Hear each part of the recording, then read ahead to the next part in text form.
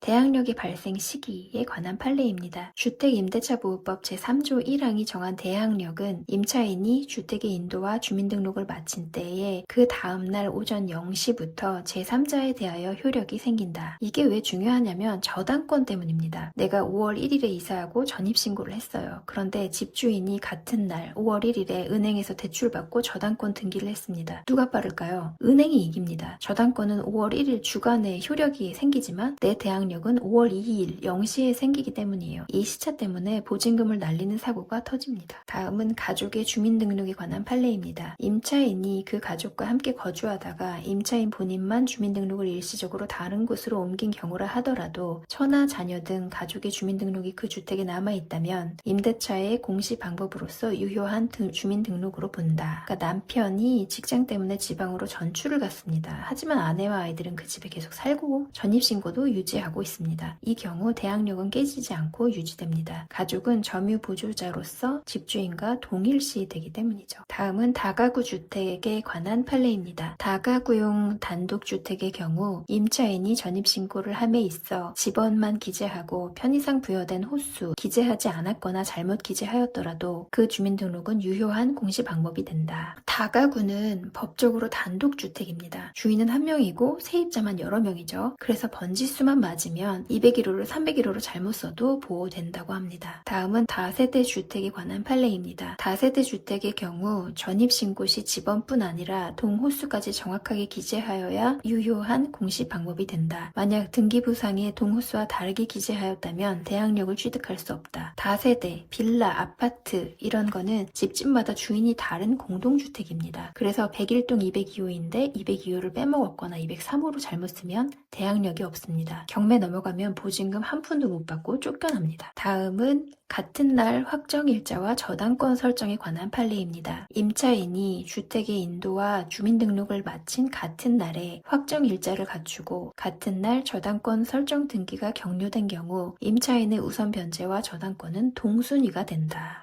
이거는 좀 다릅니다. 이사 전입 확정일자 5월 1일 대 저당권 5월 1일. 대항력은 아까 말했듯이 5월 2일 0시에 생기니까 저당권에 집니다. 쫓겨나죠. 우선 변제권, 배당은 판례는 확정일자의 효력도 대항력을 전제로 하므로 5월 2일 0시로 보지만 배당 순서에서는 예외적으로 저당권자와 동점, 동순위로 쳐줍니다. 즉 집한 돈을 채권액 비율로 나눠 갔습니다. 안분 배당이죠. 다음은 폐업 후 재등록에 관한 판례입니다. 상가 건물 임차인이 폐업 신고를 하였다가 다시 같은 상호와 등록번호로 사업자 등록을 하였다 하더라도 종전의 대항력과 우선 변제권은 폐업한 때에 소멸하고 재등록한 때에 새로운 대항력이 생긴다. 그러니까 장사하다가 잠깐 폐업 신고하고 며칠 뒤에 다시 똑같이 등록했습니다. 그러면 옛날 순위가 유지될까요? 아닙니다. 폐업하는 순간 기존 순위는 날아가고 재등록한 날 맨 꼴찌로 다시 줄 서야 합니다. 그 사이에 저당권이 들어왔으면 망하는 겁니다. 다음 판례는 3기 연체와 계약 갱신 거절에 관한 판례입니다. 상가 건물 임대차보호법상 임차인이 3기의 차임액에 해당하는 금액에 이르도록 차임을 연체한 사실이 있는 경우 임대인은 임차인의 계약 갱신 요구를 거절할 수 있다. 주택은 2기, 2달치잖아요. 상가는 3기, 석 달치입니다. 연속해서 3번 안 낸 것뿐만 아니라 띄엄띄엄 안 냈더라도 합쳐서 3달치 월세가 밀려있다면 주인은 10년 보장이고 뭐고 나가라고 할 수 있고 권리금 보호도 안 해줘도 됩니다. 다음 판례는 킬러 판례인데요. 대지의 저당권 설정 후 신축 판례입니다. 나대지에 저당권이 설정된 후 그 지상에 건물이 신축된 경우 그 신축 건물의 소액 임차인은 대지의 환가 대금, 경매 대금에 대하여는 최우선 변제권을 행사할 수 없다. 어려운 판례네요. 빈 땅, 나대지에 은행이 저당 잡았을 때는 세입자가 없었죠. 그 후에 건물을 짓고 소액 임차인이 들어왔습니다. 은행 입장에서 내가 돈 빌려줄 땐 건물도 없었는데 갑자기 세입자가 내 돈을 먼저 가져가? 라고 반발하겠죠. 그래서 판례는 땅값에서의 최우선 변제는 못 받는다고 은행 손을 들어줍니다. 건물값에서만 받을 수 있습니다. 정리하겠습니다. 1. 대항력은 전입신고 다음날 0시에 생긴다. 2. 다가구는 집업만, 다세대는 동호수까지 맞춰야 보호된다. 3. 가족만 전입신고해둬도 대항력은 유지된다. 4. 이사 당일 확정일자 대 저당권, 동순위로 비례 배당된다. 5. 상가 3기 연체 시 갱신 거절 및 권리금 보호 박탈이다. 6. 나대지 저당 후 신축된 건물 소액 임차인은 토지 대금에서 배당 제외된다.